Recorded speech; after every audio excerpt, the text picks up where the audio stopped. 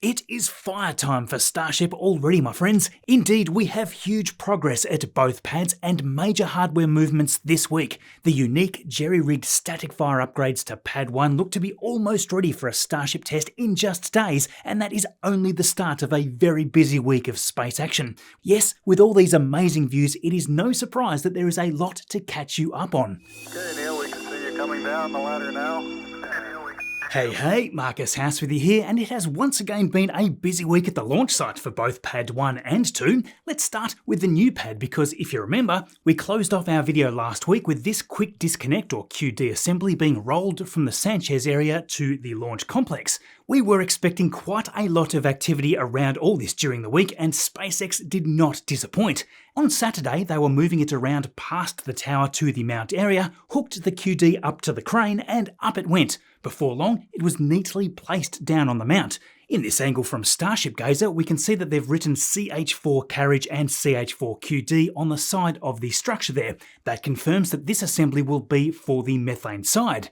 Just before the QD was lifted, the hood that will cover this structure was also staged near the pad. Later that day, it was rising into the air and was placed over the newly fitted quick disconnect structure.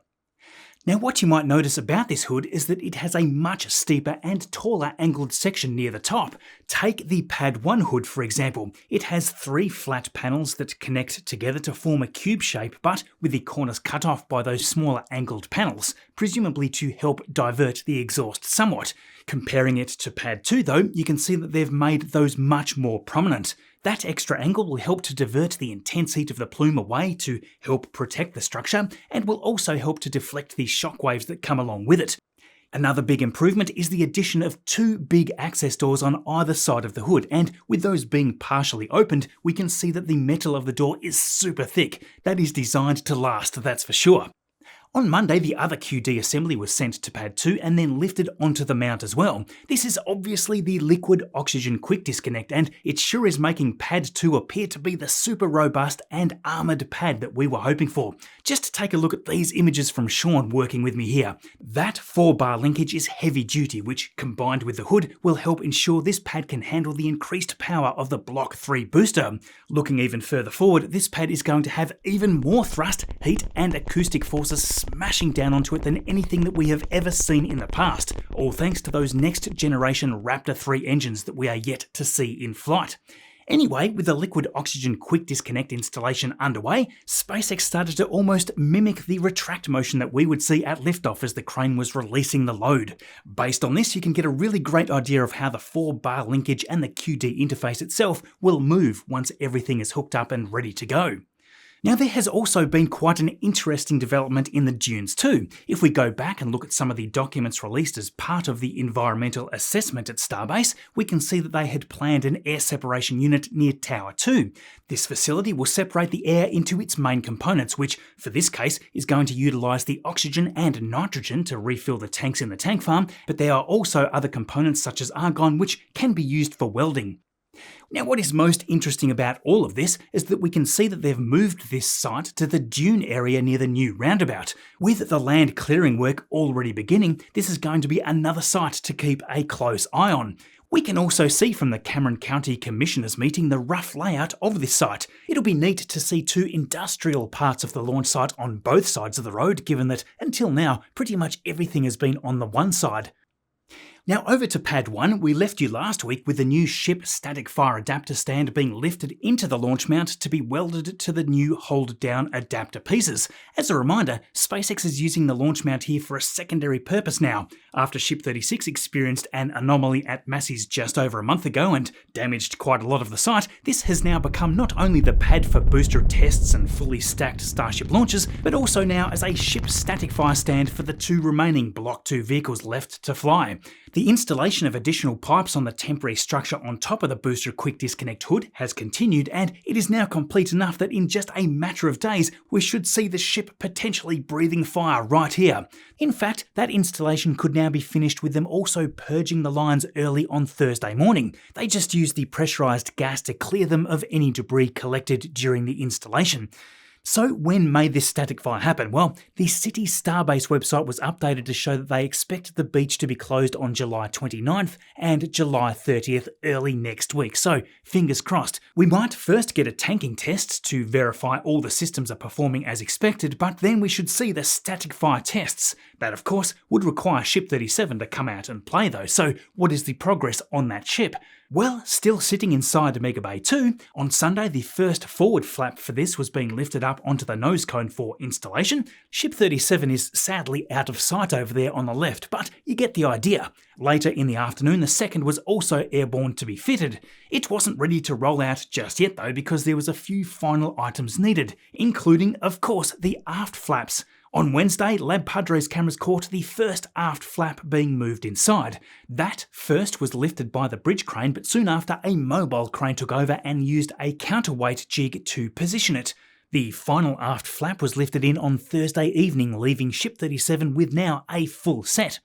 Yes, this one is very close now, but how are things going for its neighbour Ship 38? This one, of course, has had scaffolding placed around it as teams worked in this nose cone area. Well, until a bunch of it started to come down on Tuesday. This final Block 2 ship still needs to go through its cryo testing campaign, so it looks like this is preparing to head down to Massey's and do just that. The Gigabay Foundation is progressing nicely as more and more piles are being dug in. In fact, this week in the back right corner close to the Star Factory, they have started to remove the soil so that they can kick off the construction of the pile cap and tie those hundreds of piles together in one strong foundation. Now heading over to the Massey's test site, how have the repairs been going? Last week, based on previous images, it seemed like the electrical bunker located in the middle of the site would be demolished and relocated further away. Well, this week, thanks to RGV's latest views, we can see that they're actually reconstructing the bunker in the exact same location, but now with much more reinforcement. This indeed seems to be designed to survive a similar explosive event nearby if such a thing ever happens again. Looking over here to the side of the bunker, this dirt excavation work looks to be quite similar to the trenches that were dug at Pad 2 for its cryogenic and gas pipelines. Based on that, it looks like SpaceX wants to get some of this hardware moved now underground to prevent or at least minimise future damage. That certainly makes sense now that they've had plenty of experience with this site. From SpaceX's point of view, that first almost prototype tank farm was presumably above ground so that they could simply reorganise things as they found better solutions. That's because it came together very rapidly. Last year they wanted this Massey's test site up and running as soon as possible because they wanted to kick off the construction for the second orbital pad, which of course fully replaced the old suborbital tank farm and test stands. With all of the vehicle tests and static fires now performed here, they would have a much more concrete plan locked in for the next generation vehicles.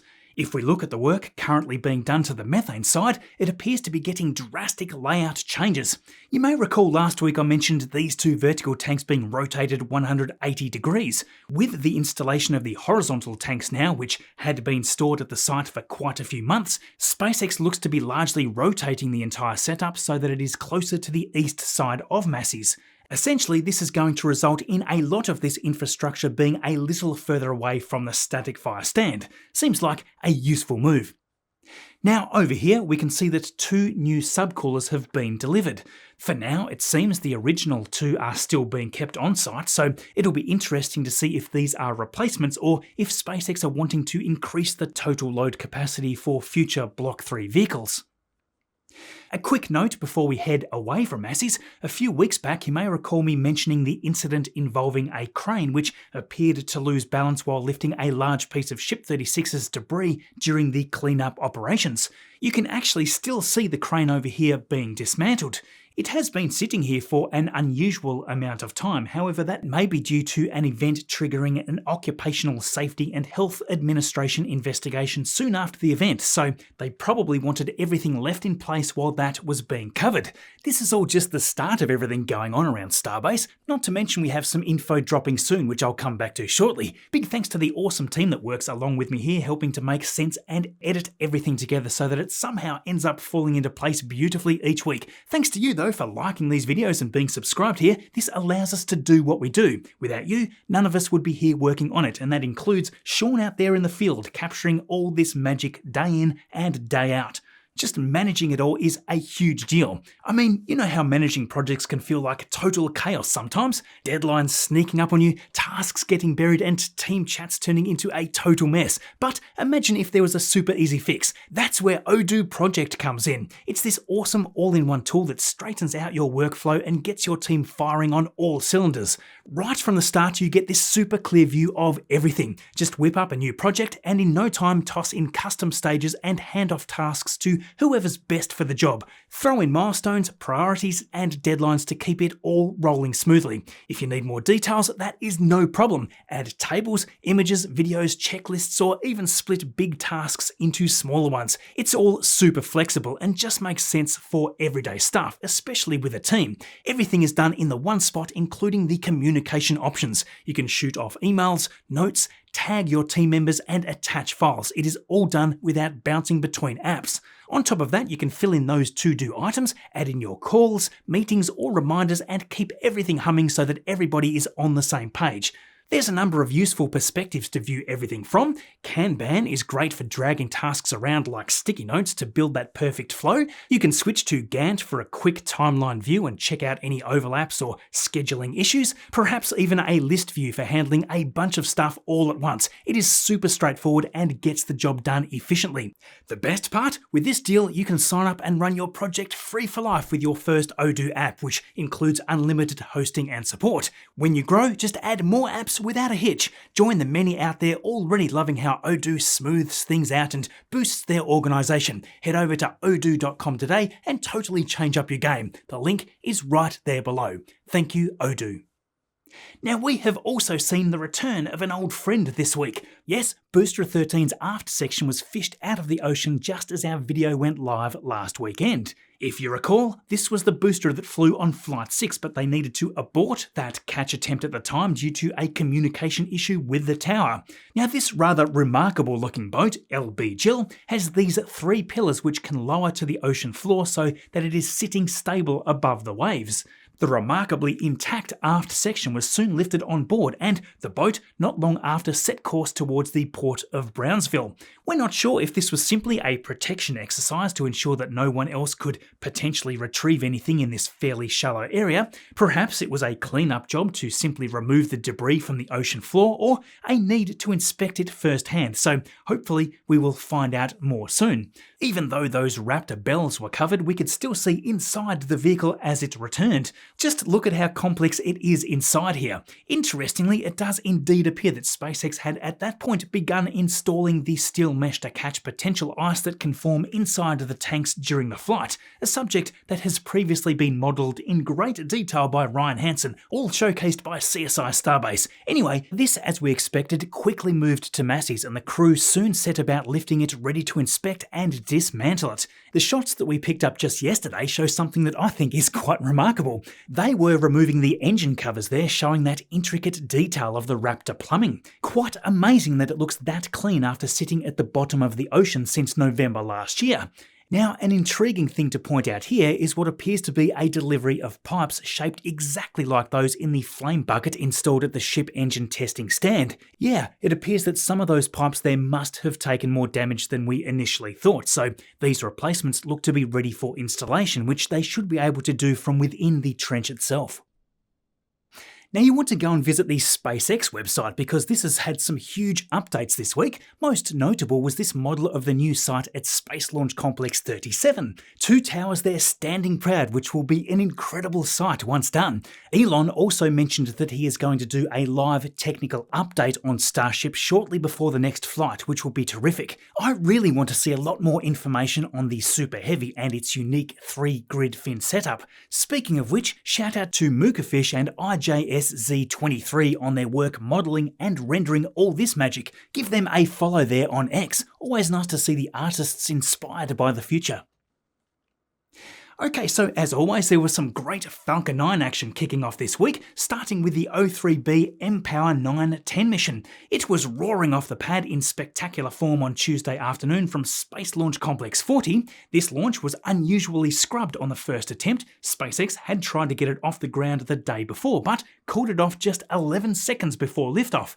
There wasn't a detailed reason given for this, but whatever it was, clearly it wasn't a big deal because the very next day everything ran like clockwork with a fairly young booster of 1090 on its 6th flight. Beautiful roll there as we watched Slick 40 shrink away in the first few kilometres before they switched over to the ground cameras. Look, I know we watch stage separations like this a lot these days, but especially in these daytime launches, you've just got to appreciate how wonderful SpaceX's live streams are with clarity like this. At fairing jettison, there wasn't really a great deal that we could see with the monster satellites on board. You could really just see the light change there as the fairings fell away.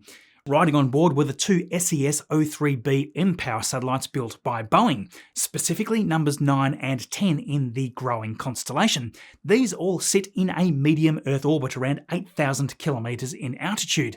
Unlike something like Starlink, which orbits at roughly 550 kilometres, these have a much wider field of view.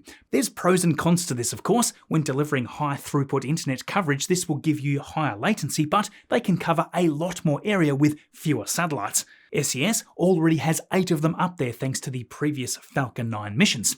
Since becoming operational in 2024, the service has been under high demand, so it just goes to show that even with other players such as Starlink, other constellations have plenty of customers. A terrific smooth shot sticking the landing there like a pro on the drone ship just read the instructions, and SpaceX ended the feed before deployment, so I guess based on the payload adapter in the way, we wouldn't have been able to see anything much anyway. Now we have loads of NASA missions and related stuff to digest this week too. NASA's Traces mission was off on Wednesday morning after a scrub the day before. Now this was a strange one. About 45 seconds before liftoff, we had the hold call due to airspace concerns. However, we later found out that this was all relating to a regional power outage in the Santa Barbara area which had caused issues with systems at the Los Angeles Traffic Control Center. Fast forward a day though and we were back at Vandenberg Space Force Base watching the countdown again. This time though, no problems with the ascent into orbit with booster 1081. This was an exciting flight of course, and that is because after stage separation, this one was doing a booster backburn for a beautiful daylight return to launch site mission. Before that though, there was the fairing jettison giving us a glimpse of that unique payload. Traces, or the Tandem Reconnection and Cusp Electrodynamics Reconnaissance Satellites, bit of a mouthful that one, are set out to measure the changes in Earth's magnetic field. It's a set of 2 satellites that will move around the Earth in a sun-synchronous orbit. These are going to travel through the polar cusps, which are the gaps in the Earth's magnetic field, leaving the regions above the poles directly exposed to the much more intense solar radiation. They will pass through these gaps multiple times every day to study very specific space weather events called magnetic reconnections. These occur when the solar wind interacts with the magnetosphere and causes the magnetic field lines to disconnect and reconnect.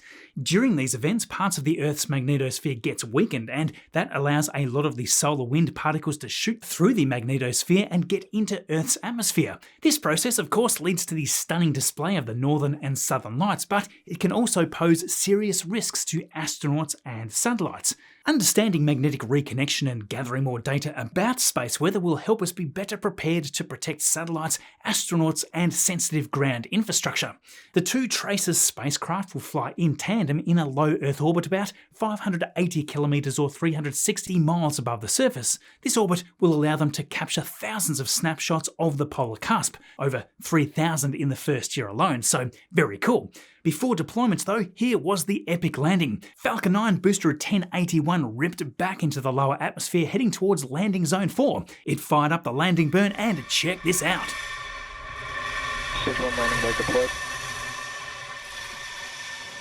As always, making it look just a little too easy. Fast forward through to deployment and there they go. Now, along with that NASA mission, you want to keep a close eye on this exciting mission coming up. Yes, the NISAR satellite is due to launch in just a few days. This is the NASA ISRO Synthetic Aperture Radar and one of the largest Earth observation projects ever built. They aim to track the changes of the solid Earth and how that is moving, all using a set of really complex radar systems working together. It will be using the S-band radar provided by ISRO and the L-band radar provided by NASA, and these together will observe ecosystems ice cover, and any other thing that's changing. The most amazing part is that this is all at what seems an impossible scale, which means that they will be able to take measurements of the Earth's surface at a resolution that we have never been able to see before from space. All of this will make NISAR one of the most sophisticated and advanced radar payloads ever, and it's going to generate a staggering 80 terabytes of data every single day. With its proposed orbit, it'll be able to view every single spot of the globe once every 12 days, allowing us to observe and measure changes on Earth not just with insane precision, but also very frequently. This amount of accurate data from literally every part of the world is going to help us understand earthquakes, volcanoes, floods, wildfires, and much more. Just imagine future AI models running over all this data. It could be measuring those super fine movements and predict upcoming disasters such as landslides, earthquakes, and volcanic activity emerging, just as a few examples. Indeed, this is all coming, and it currently appears to be on schedule to launch midweek on top of a GSLV Mark II from India. So keep an eye on NASA's coverage. Fingers crossed it all goes well. Now, speaking of NASA, a bit of stuff around the politics that has been going on this week. The entire space community has obviously been very concerned about the proposed cuts to NASA for months now, but just days ago, the House and Senate committees passed budget bills rejecting the proposal to slash NASA's funding by 25%. The new bills aim to provide NASA with a $24 billion budget, which will help them safeguard critical science programs, protect jobs, and keep the Artemis moon program alive for now. That said, the White House seems to be pressuring NASA to prepare termination plans for active science missions and staff. Yeah, a clear disagreement is going on, with the administration pushing hard for these cuts to happen anyway. Sadly, it seems like the fallout is starting to appear already.